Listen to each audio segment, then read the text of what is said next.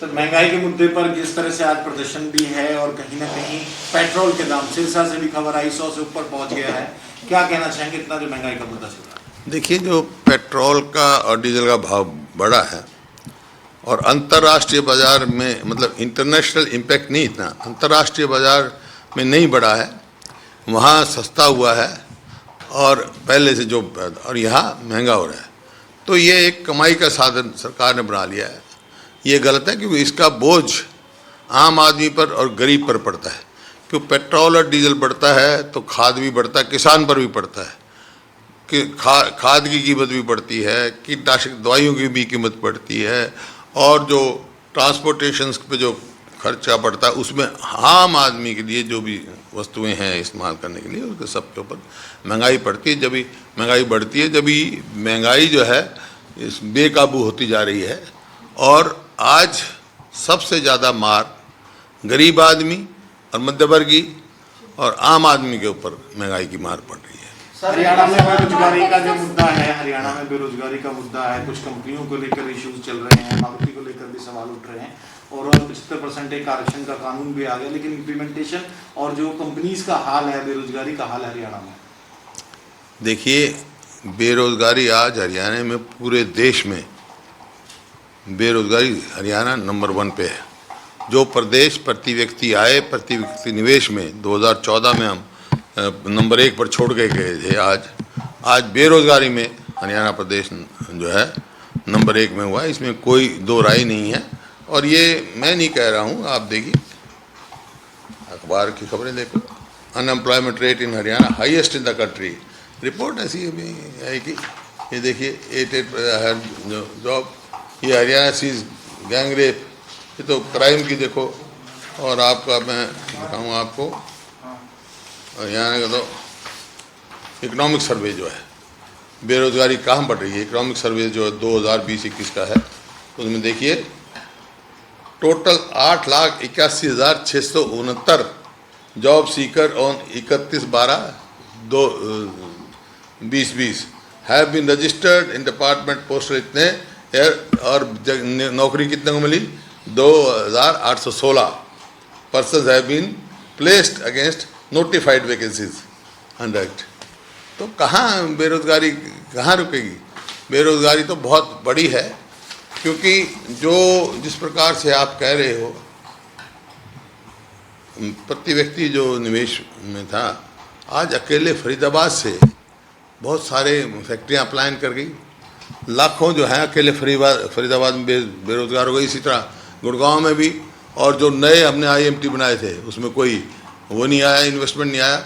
हाँ, event management की सरकार है, इवेंट मैनेजमेंट किया था इन्होंने गुड़गांव में, हैपनिंग इन हरियाणा के नाम से। उस टाइम कहा था कि भाई 6 लाख करोड़ या 5 लाख करोड़ की इन्वेस्टमेंट आएंगी, आई नहीं, 5,000 करोड़ की भी, 10,000 करोड़ की भी नहीं, हज़ारों में की करोड़ की भी नहीं, तो कहाँ से आए अपना बेटा? और ये जो आप कह रहे हो 75% का, ये तो बड़ा भारी धोखा बेरोजगारों के साथ किया है। और आपको ये भी पता होना चाहिए, अगर एक चपरासी की पोस्ट भी खाली होती है यहाँ, तो उसके लिए MA PhD सब एजुकेटेड वो आते हैं देने के लिए। यहाँ अभी पीछे जब इन्होंने 18,000 या कितनी पद निकाली थी, तो लाखों 25-30 लाख आए, उसमें 20 लाख कम से कम ग्रेजुएट और MA और PhD बच्चे थे। तो अभी हाई कोर्ट में जो चपरासी की जगह निकली हैं, वहाँ ग्रेजुएट और MPhil और PhD लोगों ने दी है। बेरोजगारी की तो ये हालात पहुँची हुई हैं। पेट्रोल डीजल का दाम, आपने पेट्रोल डीजल की बात की, आज वही की बात करें सर, आज भी 100 से पार हो चुका है पेट्रोल का दाम। वही तो मैं कह रहा हूँ, मैं तो हरियाणा सरकार ने भी जो वैट था हमारे समय में 9 कुछ % था, 9.2 इतना था, आज उससे डबल कर दिया है। तो इस मतलब कमाई का साधन बना रखा है। मैं तो बार बार कह चुका, कम से कम हरियाणा सरकार तो कुछ राहत दे, जो अपने जो वैट बढ़ाया वो तो वापस ले, कुछ तो लोगों को राहत दे। राहत का कोई काम नहीं, राहत इस सरकार ने किसी को नहीं दी, सिर्फ मतलब लोगों को उनके ऊपर टैक्स लादने का काम किया है, और गरीब आदमी जीवन जो है वो बहुत दिक्कत में डाल दिया, दुर्लभ कर दिए। 16 तारीख से स्कूल खुल रहे हैं सर, 16 तारीख से स्कूल खुल रहे हैं। पिछली बार भी कोरोना की पहली लहर में देखा गया था कि बाद में आधी अधूरी तैयारियों से स्कूल खुले बंद करने पड़े। स्कूलों के लिहाज से क्या अभी सही वक्त है, क्योंकि तीसरी लहर को लेकर भी जो एक्सपर्ट्स हैं लगातार चिंता जता रहे हैं, लेकिन हरियाणा में कल से खुल जाएंगे? देखिए, ये तो इनको जो है अभी कहा नहीं जा सकता तीसरी लहर के बारे में, बहुत सारे लोग तो कह रहे हैं, तो इनको बहुत सोच समझ के फैसला लेना चाहिए। क्योंकि अगर तीसरी लहर जैसा बता रहे हैं वो आएगी तो वो बच्चों पे मार करेगी, तो उसको मतलब बहुत सोच समझ के फैसला लेना चाहिए।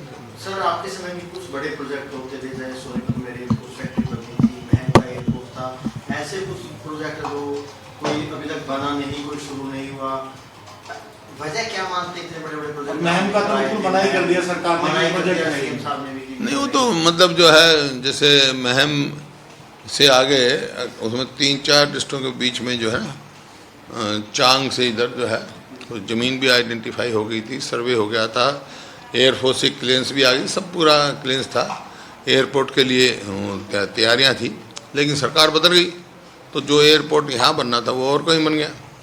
इसी प्रकार से रेलवे कोच फैक्ट्री थी जो एक बहुत बड़ा प्रोजेक्ट था, जिसके लिए ज़मीन भी का नोटिफिकेशन भी हो गया था और उसमें हज़ारों बच्चों को नौकरी मिलनी थी, लेकिन वो कोच फैक्ट्री भी चली गई।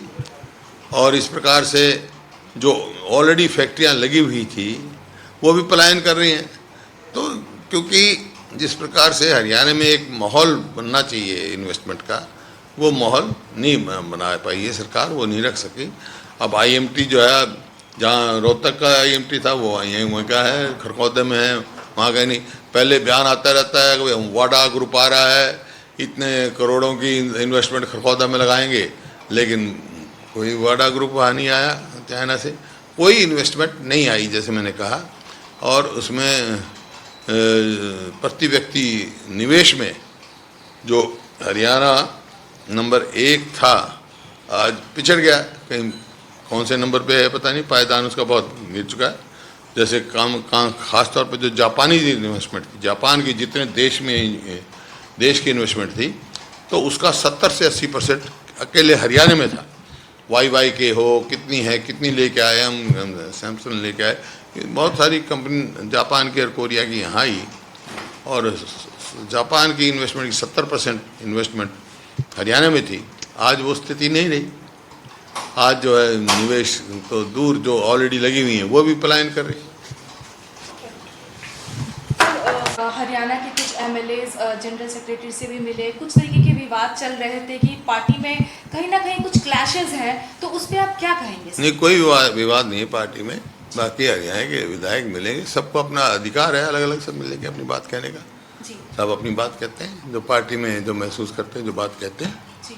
सभी का वो है, अधिकार है, लेकिन कोई विवाद नहीं है। संगठन विस्तार सर होना था, वो डिले है, उसको लेकर उम्मीद जताई जा सकती है कि अब पूरा प्रोसेस शुरू हुआ है तो जल्दी निपटेगा वो?